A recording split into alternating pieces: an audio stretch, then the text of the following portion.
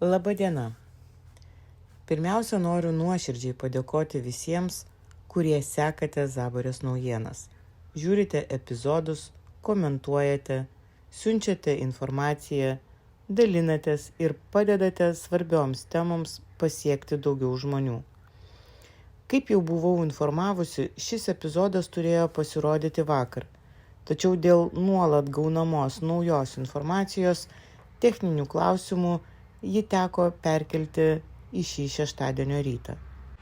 Džiugina tai, kad po pasidalinto anonso apie Kęstutį Mažeiką sulaukiau tikrai didelio susidomėjimo. Nustebino ne tik informacijos kiekis, bet ir tai, kiek daug žmonių rašo, siunčia medžiagą, dalinasi pastebėjimais, tačiau tuo pačiu prašo jų neįvardinti. Dalis žmonių bijo prisistatyti. Bijo, kad kažkas sužinos, kas pasidalino informaciją. Bijo, kad ir dėl to gali nukentėti, sulaukti spaudimo ar problemų. Ir aš tą baimę suprantu. Pačiai teko patirti. Tai savaime labai daug pasako apie aplinką, kurioje veikia dabartinė politika, interesai ir įtakingi žmonės. Jeigu žmonės turi informacijos, bet bijo kalbėti savo vardu, vadinasi, klausimų čia yra dar daugiau, negu matosi iš pirmo žvilgsnio. Informacijos gavau daug, tikrai daug, bet prašau suprasti ir mane. Negaliu visko viešinti iš karto. Negaliu remtis vien tuo, kad kažkas parašė ar atsiuntė. Prieš viešinant bet kokią gautą informaciją turiu ją patikrinti, sulyginti su viešais šaltiniais, dokumentais, datomis, aplinkybėmis ir kitais faktais. Todėl labai tikėtina, kad apie šią temą teks daryti dar ne vieną epizodą. Jeigu šis epizodas jums pasirodys svarbus, jeigu juo dalinsitės ir jis pasieks 100 000 peržiūrų, pažadu jums, nuvyksiu į Seimą, o jei reikės ir į Žemės ūkio ministeriją ir daugelį jūsų atsiųstų klausimų Kęstučiui Mažeikai užduosiu asmeniškai. Labai prašau, uždėkite patinka, parašykite komentarą ir pasidalinkite šiuo įrašu. Ne dėl manęs. Dėl to, kad kuo daugiau žmonių pamatytų, kokios pavardės šiandien stumiamos į svarbiausias valstybės pareigas. Viešumas šiuo atveju nėra smulkmena. Viešumas yra būdas parodyti politikams, kad visuomenė nėra kvaila, kad žmonės mato, prisimena, tikrina, klausia ir supranta, kas vyksta už gražių frazių apie naują puslapį, skaidrumą ir aukštesnę politinę kultūrą. Jeigu tokios kandidatūros tyliai praeina, politikai supranta vieną. Galima stumti bet ką, svarbu tik gražiai supakuoti. Bet jeigu žmonės dalyjasi, klausia, žymi atsakingus politikus ir reikalauja atsakymų, tada valdžia priversta aiškintis. Mes turime teisę reikalauti kompetencijos. Mes turime teisę reikalauti švarios reputacijos. Mes turime teisę reikalauti, kad ministerijoms vadovautų ne tie, kurie patogus uždariems interesų atstovams, o tie, kuriais visuomenė gali pasitikėti. Todėl dar kartą prašau, pasidalinkite šiuo epizodu, pažymėkite žmonės, kuriems rūpi rajonai, regionai, valstybės pinigai ir politinė atsakomybė. Pažymėkite ir atsakingus politikus. Tegul jie mato, kad visuomenė stebi. Taigi, šiandien kalbame apie paprastą politinę pavardę. Kalbame apie žmogų, kuriam gali būti patikėta Žemės ūkio ministerija. Viena jautriausių ministerijų Lietuvoje. Per ją juda milijardiniai ES ir valstybės paramos srautai. Nuo jos sprendimų priklauso rajonai, regionai, miškai, šeimos ūkiai, kaimo bendruomenės, žemės ūkio bendrovės ir visa Lietuvos regionų ateitis. Todėl šiandien klausimas turi skambėti garsiai. Ar tokią ministeriją galima patikėti žmogui, kurio viešoje biografijoje matome ne vieną atsitiktinį epizodą, o ilgą, nuoseklų ir labai sunkų nepasitikėjimo šešėlį? Kęstutis Mažeika minimas kaip galimas žemės ūkio ministras. Ir čia nebeužtenka pasakyti, jis turi patirties. Patirties turime kiekvienas. Klausimas kitas. Kokia tai patirtis? Kam jis tarnavo? Kokioje aplinkoje patirtis formavosi? Su kokiais interesais ji susijusi? Ir ar visuomenė gali pasitikėti žmogumi, kuriam turi būti patikėta teisingai dalinti milijardus? Viešoje erdvėje apie Kęstutį Mažeiką skelbta daug nepatogių faktų ir aplinkybių. Bet pradėti reikia nuo sunkiausio – nuo žmogaus gyvybės. 2015 metais Marijampolėje, Vinco Kudirkos gatvėje, Kęstutis Mažeika automobiliu partrenkė pėsčiąjį. Viešai skelbta, kad žmogus ėjo per pėsčiųjų perėją. Vėliau jis buvo išvežtas į ligoninę, tačiau po kurio laiko mirė. Tai nėra eilinė avarijos eilutė biografijoje. Tai žmogaus mirtimi pasibaigęs įvykis.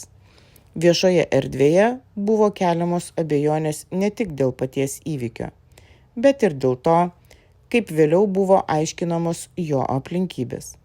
Buvo skelbta, kad pats Kęstutis Mažeika sakė, jog žmogus į perėją žengė netikėtai.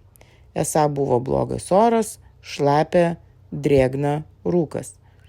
Tačiau kartu viešai minėti ir liudininkų pasakojimai, kad po įvykio neva buvo bandoma formuoti versiją, jog avarija įvyko ne pėsčiųjų perėjoje. Aš nesiimu teisėjo vaidmens, bet man įdomu. Ar žmogus, kurio biografijoje yra mirtimi pasibaigęs įvykis pėsčiųjų perėjoje ir viešai keltos abejonės dėl aplinkybių interpretavimo, tikrai yra tas politinis simbolis, kuriuo valdantieji nori pradėti naują puslapį. Bet tai dar ne viskas. Viešai minėtas ir incidentas su ginklu Kęstučio Mažeikos namų aplinkoje. Pats Kęstutis Mažeika yra pripažinęs, kad šūvis rikošetų pataikė į pėdą. Vėlgi, galima bandyti sakyti, kad tai tik atskiras epizodas. Galima bandyti aiškinti, kad visko pasitaiko. Bet kai kalbame apie žmogų pretenduojantį į ministro pareigas, tokios istorijos nebegali būti nustumtos į šalį kaip buitinės smulkmenos. Žmogaus žūtimi pasibaigusi avarija. Ginklo incidentas namų aplinkoje. Medžioklės interesai. Klausimai dėl ryšių su įtakingais žemės ūkio veikėjais. Tai jau nebe vienas atsitiktinis įvykis. Tai pradeda atrodyti kaip pasikartojantis neatsargumo, neaiškumo ir atsakomybės stokos šešėlis. Ministras turi būti žmogus keliantis pasitikėjimą. O čia, žiūrint į visą viešai minimų aplinkybių grandinę, pasitikėjimas nestiprėja, o byra. Ir tada atsiranda dar viena istorija, kurios negalima tiesiog nustumti į šalį. Šeimos turto istorija. Viešoje spaudoje buvo aprašytas Kęstučio Mažeikos giminės konfliktas dėl močiutės turto. Tai nebuvo paprastas paveldėjimo ginčas, kur artimieji nesutarė dėl kelių daiktų ar šeimos prisiminimų. Kalba ėjo apie virš $500 000 vertės turtą.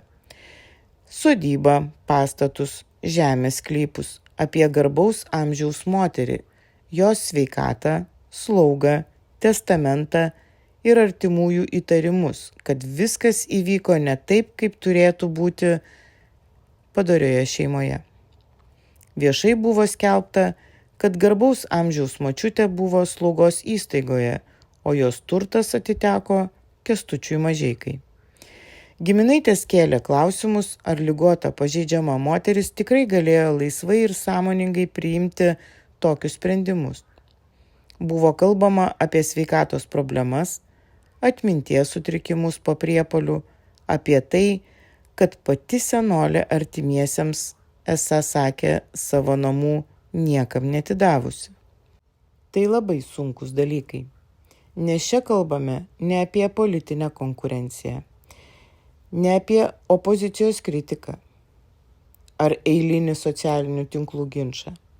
Čia kalbama apie šeimos vidų, apie seną žmogų, motiną, močiutę, apie turtą, kuris artimųjų teigimu turėjo būti paliktas ne vienam žmogui, o visai šeimai.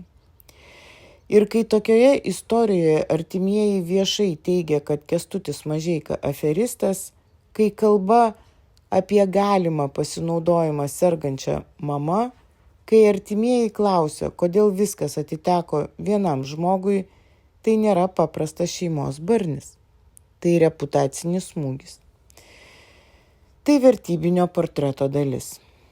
Tai klausimas, ar žmogus, dėl kurio elgesio net jo paties giminėje kilo tokio lygio skausmas, nepasitikėjimas ir vieši kaltinimai, gali šiandien būti pristatomas kaip tinkamas vadovauti ministerijai. Aš nesakau, kad komentarai yra teismas. Komentarai nėra ir nuosprendis. Bet komentarai parodo visuomenės jausmą. Jie parodo, kad žmonės supranta istoriją, kokį moralinį kvapą jį palieka ir ar žmogumi tikima. O viešoje erdvėje reakcijos buvo labai aštrios. Žmonės klausė, kodėl garbaus amžiaus moteris, kurios turtas atiteko politikui, atsidūrė slaugos įstaigoje. Klausė, kodėl turtas netiteko visiems vaikams ar anūkams. Klausė taip pat, ar gavus tokį palikimą nebuvo galima močiutę pasirūpinti taip, kad nekiltų jokio kartėlio, jokių įtarimų ir jokios gėdos. Komentaruose skambėjo žodžiai: gobšumas, gėda, nepasitikėjimas. Žmonės rašė, kad tokia istorija netinka žmogui, kuris nori būti valstybės veidu. Kiti klausė dar griežčiau: jeigu žmogaus artimieji jaučiasi nuskriausti, ar toks žmogus gali kurti teisingą politiką visai Lietuvai? Čia ir yra visa esmė. Ministras nėra tik pareigybė, tai yra pasitikėjimo ženklas. Jeigu žmogus pretenduoja valdyti ministeriją, per kurią judės milijardiniai paramos srautai, visuomenė turi teisę žiūrėti ne tik į jo diplomus, pareigas ar politinę patirtį. Visuomenė turi teisę žiūrėti į visą žmogaus elgesio grandinę. Kaip jis elgėsi krizėse, kaip jis aiškino nepatogias situacijas, kaip jo elgesį vertino artimieji. Kokį pėdsaką paliko žmonėms, kurie jį pažinojo ne iš plakatų ir spaudos konferencijų, o iš gyvenimo. Nes kai vienoje biografijoje matome mirtimi pasibaigusią avariją pėsčiųjų perėjoje, viešai keltas abejonės dėl aplinkybių interpretavimo, ginklo incidentą namų aplinkoje, šeimos turto istoriją su itin aštriais artimųjų kaltinimais, o vėliau dar ir ryšius su stambiausiu žemės ūkio interesų lauku, tai jau nebe vienas atsitiktinis epizodas. Tai ilgėjanti nepasitikėjimo grandinė. Tai nepatikimumo šešėlis, kuris velkasi paskui žmogų metų metus. Ir dabar šį žmogų norime statyti prie Žemės ūkio ministerijos vairo. Ministerijos, kuris spręs dėl paramos regionams, taisyklių, milijardinių srautų ir Lietuvos regionų ateities.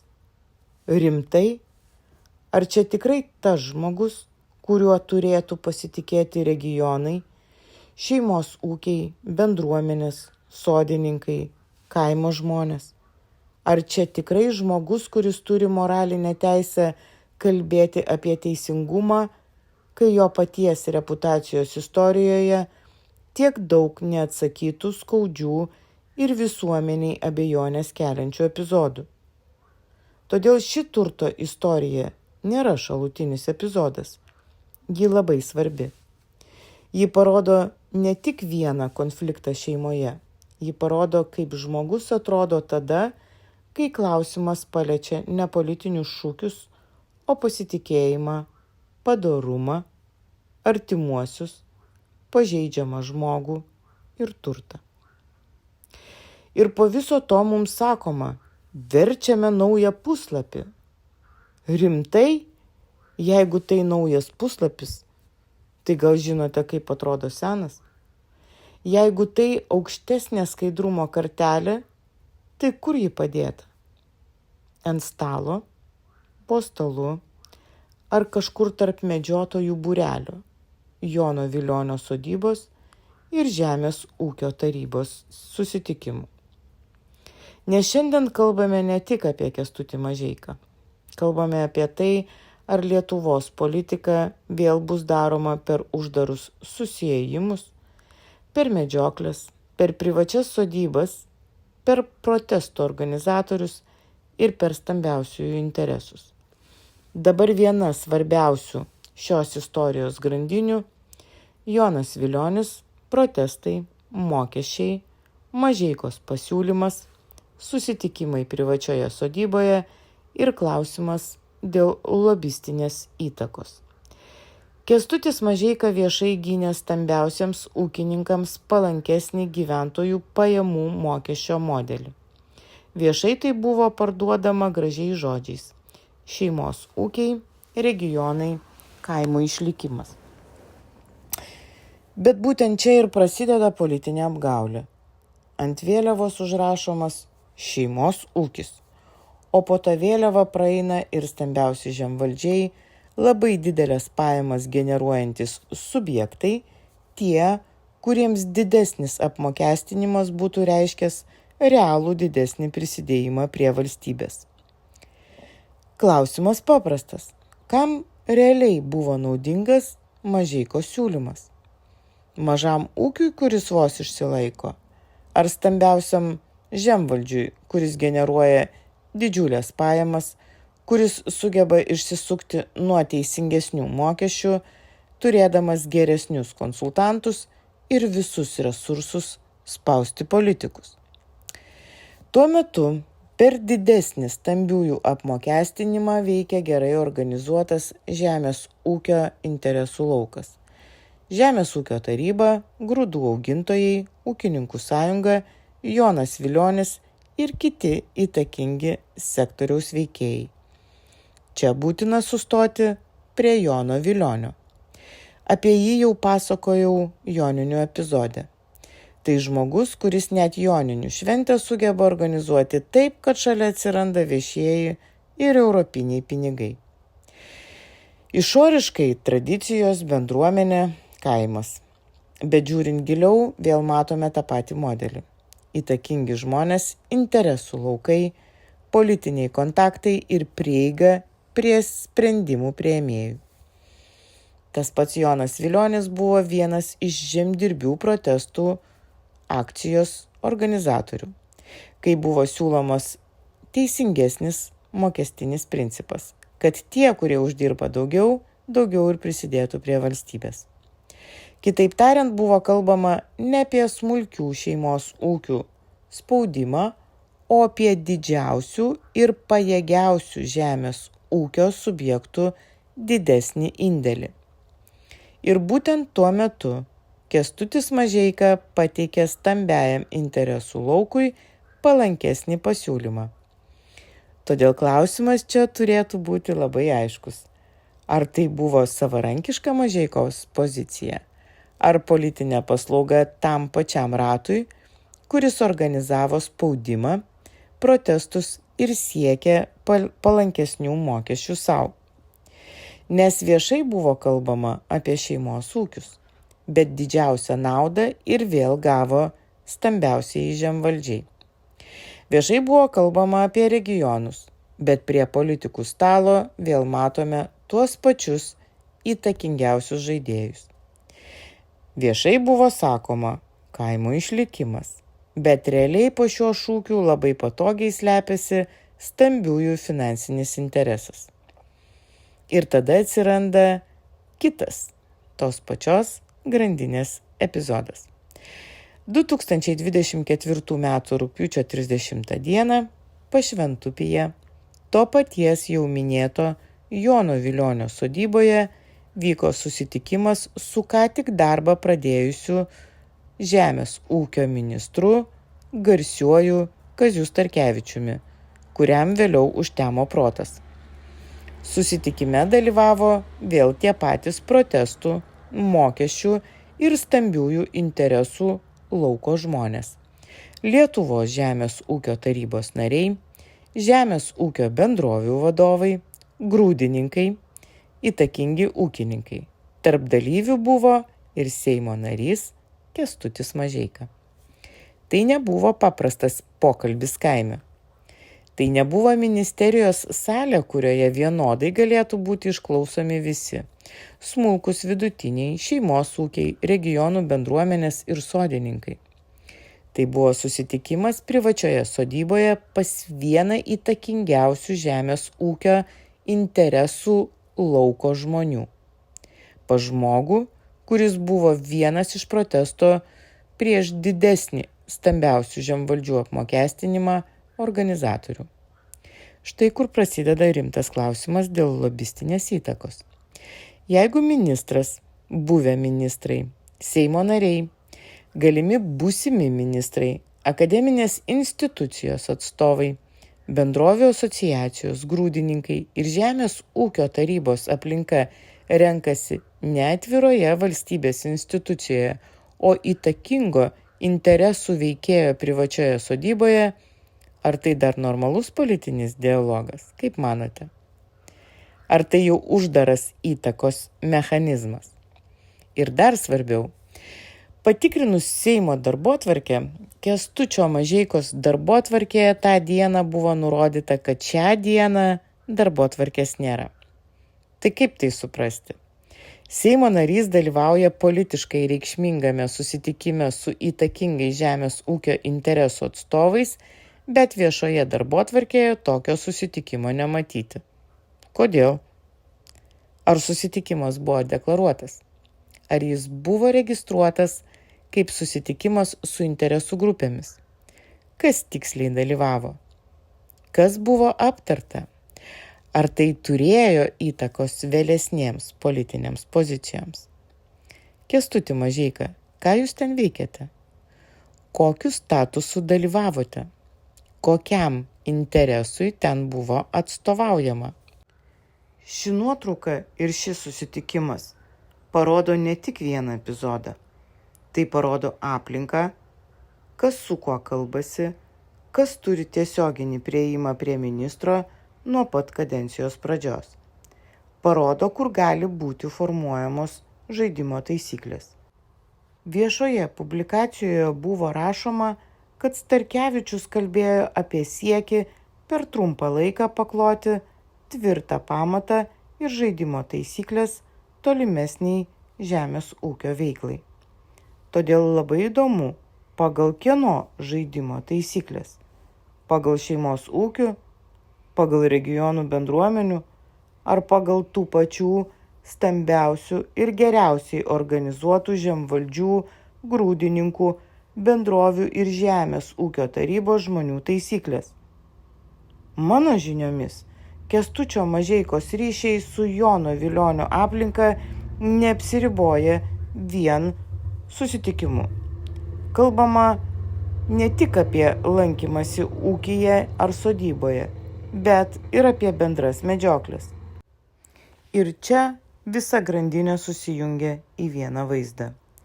Vilionis joninė su viešaisiais ir europiniais pinigais. Jonas Vilionis vienas iš žemvaldžių protesto organizatorių. Kęstutis Mažeika palankesnio mokesčių modelio siūlytojas. Jono Vilionio sodyba uždaras susitikimas su ministru, stambiųjų interesų lauku ir Kęstučiu Mažeika. Mažeikos darbotvarkė tą dieną susitikimo nematyti. Galimos bendros medžioklės. Dar viena neformalaus ryšio erdvė. Tai jau nebe smulkmena. Tai sisteminio nepatikimumo požymis. Tai klausimas, ar žemės ūkio politika formuojama valstybės institucijose ar siaurame stambiųjų interesų lobistų rate. Medžioklė čia taip pat nėra šalutinis klausimas. Kęstutis Mažeika pats yra medžiotojas. Taip, Seime medžiotojų yra daug, bet ši tema Lietuvoje nėra tik apie laisvalaikį. Prisiminkime Grigėjo istoriją. Kai paaiškėjo, su kuo medžiojo pagrindinis akcininkas, šiuo metu kaltinamasis, laukiantis nuosprendžio vienoje didžiausių taršos istorijų Lietuvoje, Gintautas Pangonis.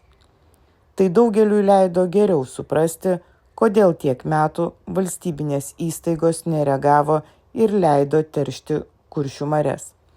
Nedaugelis suprato, kodėl po šio taršos skandalo įmonei nebuvo panaikintas taršos leidimas darbui Klaipėdos miesto centre. O kaip žinia, šalia tuometinio aplinkos ministro Kęstučio Mažeikos buvo įsitaisiusi jo dešinioji ranka viceministrė Justina Grigaravičienė, įnirtingai pasipriešinusi šios įmonės uždarimui. Šiuo metu eina aplinkos apsaugos atašė pareigas Lietuvos nuolatinėje atstovybėje Europos Sąjungoje. Bet čia kita istorija. Medžioklė Lietuvoje dažnai tampa ne tik hobiu.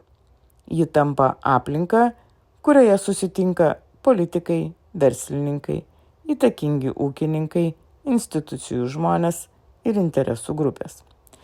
Kęstutis Mažeika apie medžioklę kalba su pasididžiavimu ir viešai ne kartą gynė ir gina medžiotojų interesus. Prisiminkime ir lankų medžioklėje įteisinimo istoriją, jautrų klausimą, kuris buvo sprendžiamas ministro įsakymu ir sukėlė labai daug reakcijų. Aplinkos ministras pasirašė naujas medžioklės taisyklės, kuriuose atsirado vietos lankams.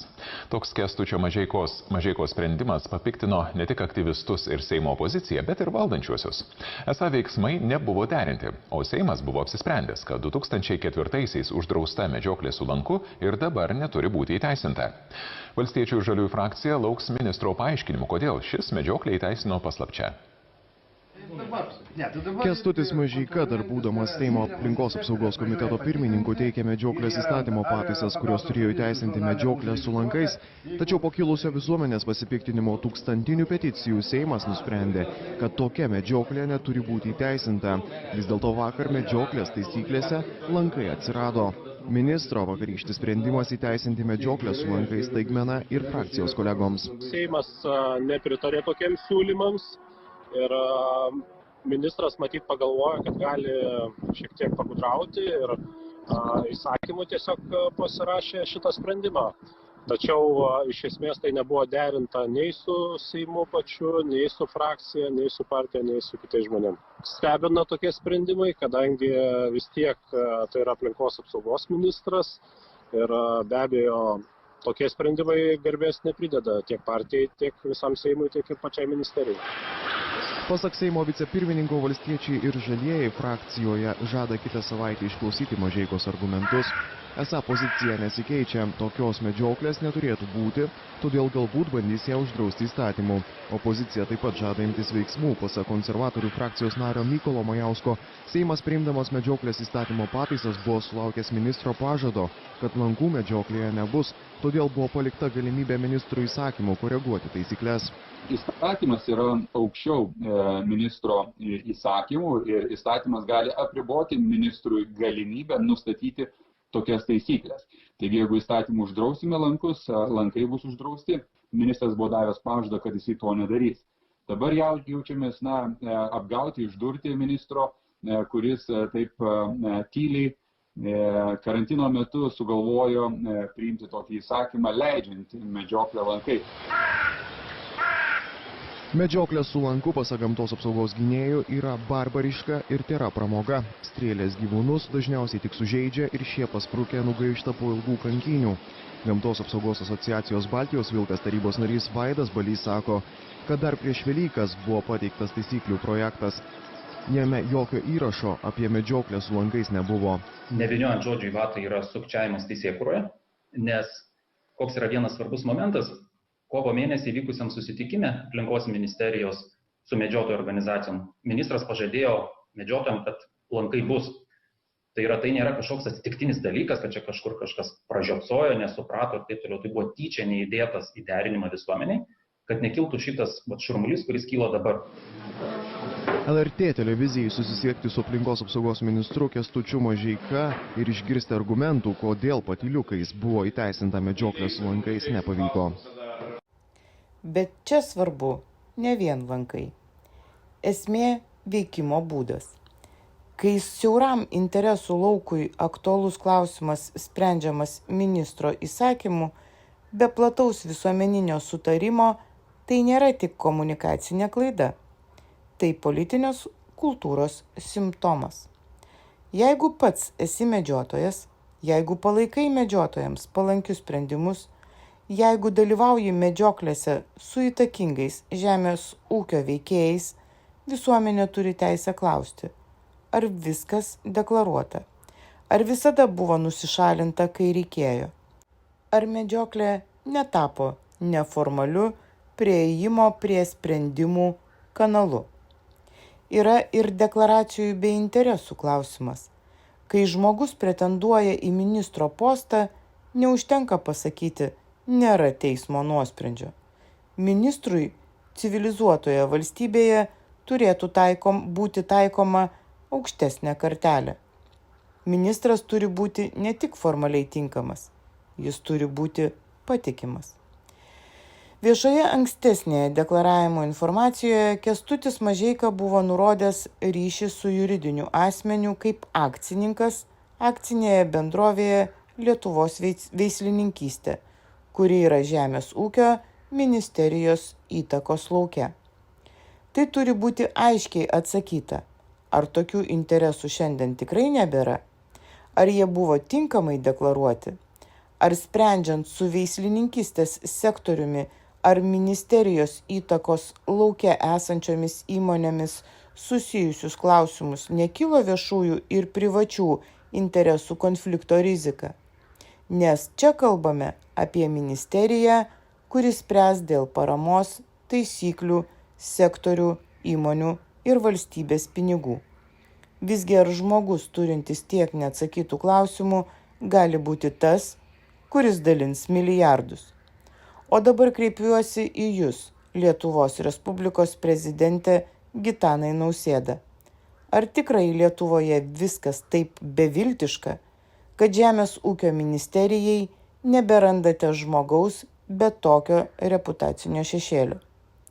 Būsimas premjerė Mindaugai Sinkevičiau, ar tikrai valstybės valdymas turi prasidėti nuo kandidatūrų, kurios visuomeniai kelia daugiau įtarimų negu pasitikėjimo? Virginijau Sinkevičiau, ar tikrai partija vardan Lietuvos po visų istorijų apie Saulių Skvernelį, kalbų apie vertybės, naują puslapį ir skaidrumą nori dar labiau susitepti su tokia kandidatūra?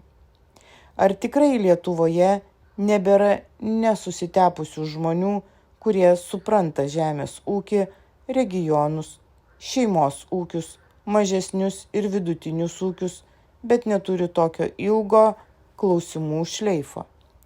Ar tikrai ministerijai, per kurią judės milijardiniai paramos srautai, reikia žmogaus, kurio biografijoje ir politinėje aplinkoje matome žmogaus žūti, ginklų istoriją, medžioklės interesus, turto konfliktus, deklaracijų klausimus, ryšius su stambiaisiais žemvaldžiais ir uždarus susitikimus pas protestų organizatorius?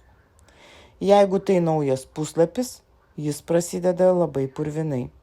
Ir jeigu atsakingi politikai to nemato, yra blogai. Jeigu mato ir vis tiek stumia, tai išvis tragedija. Lietuva iš ES nuolat girdi signalus apie regioninę ir socialinę atskirtį. Žemės ūkyje matome, kad didžiausi ir stipriausi turi geriausias galimybės gauti daugiausia paramos, samdyti konsultantus, rengti projektus ir spausti politikus, o mažesni, vidutiniai ir šeimos ūkiai dažnai lieka silpnesnėje pozicijoje. Tad ar tikrai tokiai ministerijai reikia žmogaus, kuris atrodo politiškai artimiausias būtent stipriausiems? Ar tikrai viso Lietuvos kaimo vardu ir toliau kalbės tie, kurie patys turi daugiausia galios, pinigų ir ryšių? Ar leisime vėl pasakyti naujas puslapis, kai iš tikrųjų matome tuos pačius senus interesų ratus? Ar leisime, kad ministerija, kuri turėtų tarnauti visai Lietuvai, vėl taptų patogi tiems, kurie ir taip turi daugiausia įtakos? Todėl prašau, dalinkitės epizodu, pažymėkite atsakingus politikus, rašykite prezidentūrai, būsimam premjerui, partijos vardan Lietuvos lyderiams, koalicijos derybininkams. Paklauskite jų paprastai, kodėl tokia kandidatūra stumiama? Paklauskite, ar Lietuvoje tikrai nebėra švaresnių, šviesesnių, patikimesnių, mažiau susitepusių žmonių? Paklauskite, ar jie tikrai nori, kad milijardus dalintų žmogus, kurio patikimumo klausimų sąrašas ilgesnis už jų pačių pažadus apie naują politinę kultūrą? Kiekvienas pasidalymas, kiekvienas komentaras, kiekvienas klausimas šioje temoje yra labai svarbus, nes tyla leidžia tyliai prastumti sprendimus, o viešumas priverčia atsakyti. Aš savo klausimus iškėliau. Ačiū, brangieji, kad esate, kad žiūrite, dalyjatės, komentuojate, siunčiate informaciją ir padedate šioms temoms pasiekti daugiau žmonių. Iki kitų susitikimų. Čia buvo Raimonda ir Zabarės naujienos.